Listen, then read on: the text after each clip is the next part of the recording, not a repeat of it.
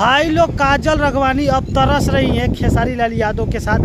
Film में काम करने के लिए, क्योंकि दोस्तों आप लोग को मालूम नहीं है कि जो पहचान खेसारी लाल यादव जी ने दे दिया है काजल राघवानी को किसी ने भी नहीं दिया।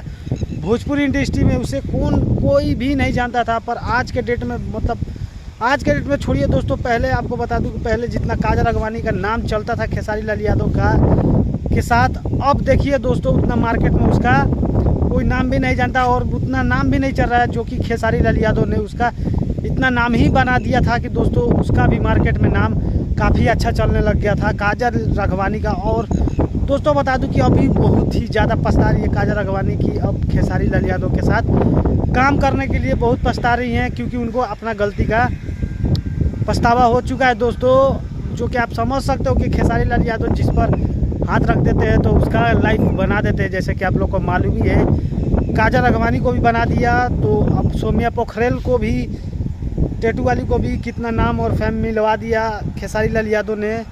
और दोस्तों बता दूं कि खेसारी लाल यादव काजल राघवानी को इतना ही चमका दिया था कि दोस्तों आप